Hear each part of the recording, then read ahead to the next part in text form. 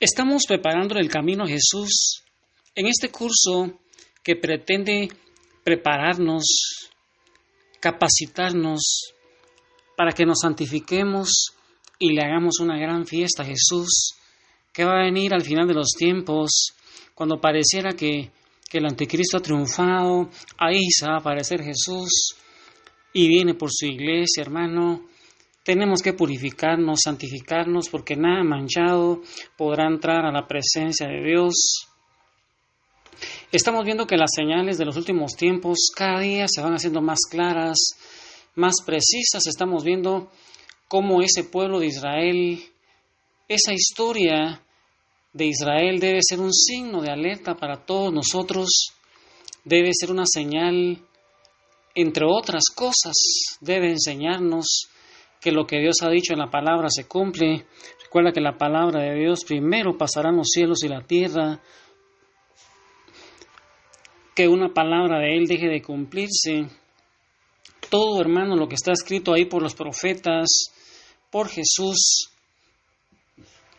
sobre todo por los escritores, los evangelistas y las cartas pastorales, de todo lo que Jesús hizo y dijo, tiene que cumplirse, porque Dios, hermano, cumple su palabra. Es un Dios fiel, un Dios que nos pone a escoger entre el bien y el mal, nos da ese libre albedrío, pero tenemos un enemigo que quiere que nosotros apostatemos de nuestra fe. Tenemos la concupiscencia, tenemos un mundo que cada día se va descristianizando con esos pensadores modernos que han llevado a esa sociedad occidental que antes era cristiana, para que se vaya convirtiendo en la gran Babilonia, que entre otras cosas servirá para el anticristo, pero también servirá para que Dios mismo nos vaya purificando, nos vaya limpiando a nosotros, así como lo hizo con ese pueblo de Israel.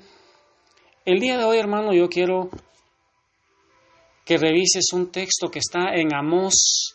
El profeta Amós, en el capítulo 9, versículo 11, Amós es un profeta del Antiguo Testamento. Estamos viendo cómo el renacimiento de Israel es una de las señales de los últimos tiempos. Y mira cómo lo dice Amós capítulo 9, versículo 11.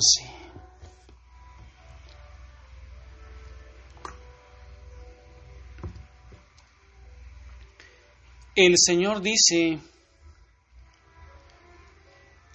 el día viene cuando restauré el reino de David, el cual es como una casa caída y en ruinas. Volveré a mi pueblo, a sus tierras.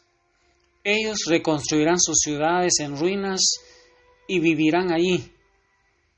Plantaré a mi pueblo en la tierra que les di y no serán sacados de ahí nunca más. El Señor Dios ha hablado. Palabra de Dios.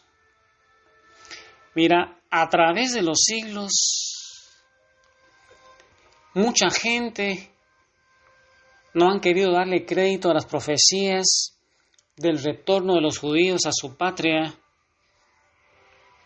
Muchos teólogos han pensado que esas profecías se trataban de un retorno figurativo del mundo cristiano, analizaban ese texto como una figura y no se daban cuenta de que sí se cumplió la primera parte de la profecía. La primera parte de la profecía fue la dispersión. Tú te puedes dar cuenta en ese texto en donde dice que volverá a su pueblo, a sus tierras, a reconstruir sus ciudades, porque ellos fueron dispersados. Eso se cumplió. Y entonces se cumplió esa primera parte de la profecía, esa diáspora, esa dispersión. ¿Por qué no se iba a cumplir la segunda parte, el retorno? ¿Por qué crees tú que el retorno no se cumpliría si solamente la dispersión de ese pueblo judío? Y más o menos en el año 1870, algunos judíos empezaron a fundar algunas colonias agrícolas en Palestina, y de ahí nació la idea de un movimiento llamado movimiento sionista, de formar un Estado judío, un Estado independiente en Palestina. La idea parecía ser solo un sueño de algunos que tal vez nunca se realizaría, hasta que un judío australiano llamado Teodoro Herzl organizó el primer movimiento sionista con efectiva fuerza política en todo el mundo. Y los crímenes de Hitler estimularon ese nacionalismo judío, y entonces ellos vieron en el sionismo esa solución a la infinidad de problemas que ellos tenían. Y la idea de tener otra vez una patria fue creciendo, y muchas familias judías emigraban a la tierra de sus antepasados, pero no todos pensaban en ese regreso, pues la historia dice que muchos de ellos eran prósperos en sus tierras adoptivas, hasta que un hombre que odiaba a los judíos llegó al poder en Alemania y declaró la guerra a muchos países, los invadió y asesinó judíos en los campos de concentración, los quemó en hornos, los asfixió con gases y experimentó con ellos como si fueran simples animales de laboratorio. En ese tiempo el mundo estaba muy convulsionado, la Segunda Guerra Mundial cobraba millones de víctimas y Hitler, que fue el autor material e intelectual, parecía que iba a lograr sus propósitos. Mientras tanto, miles y miles de judíos, despavoridos, dice que se refugiaban en el único lugar que ellos pensaron que estarían a salvo.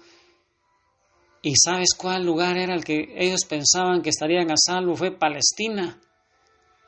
Pero aún para llegar ahí tuvieron muchos problemas. Los árabes, quienes poseían esas tierras, se oponían, al igual que los ingleses, ya que los ingleses ocupaban esos territorios y no querían disgustar a los árabes.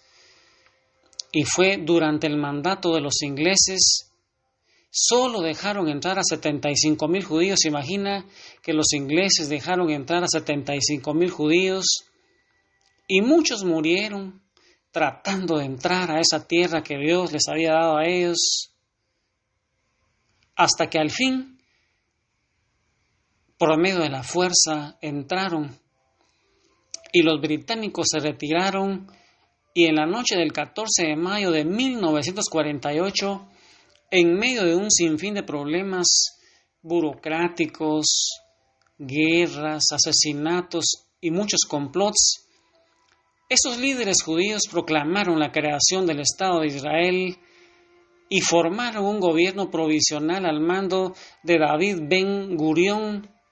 Él fue su primer ministro, e inmediatamente después y simultáneamente dice que los ejércitos de Siria, de Líbano, de Egipto, de Irak y Transjordania empezaron a atacar el apenas renacido Estado de Israel.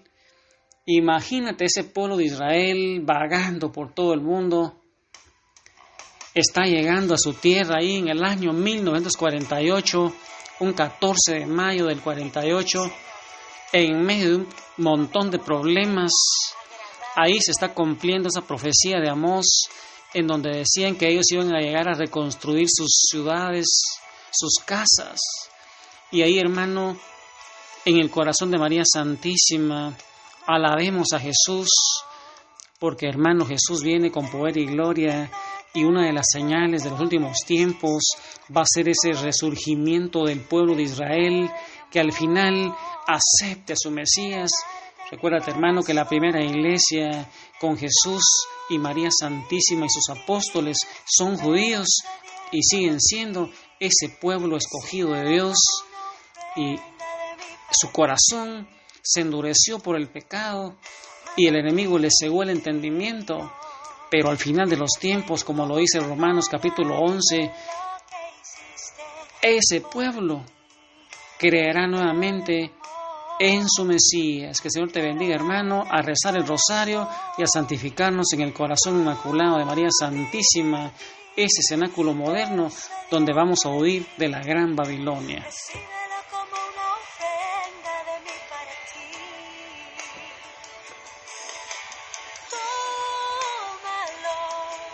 es todo tuyo.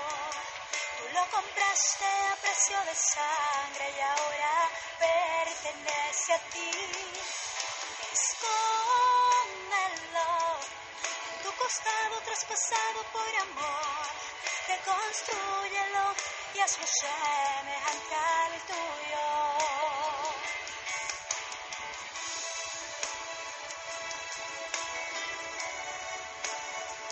Tómalo, Señor, pues es todo tuyo, mi Dios. Tú conoces todo, sabes que te quiero agradar. Toma posesión de mi vida, pues quiero refugiarme en ti. Tómame como una ofrenda agradable. Recíbeme y santifícame, Señor.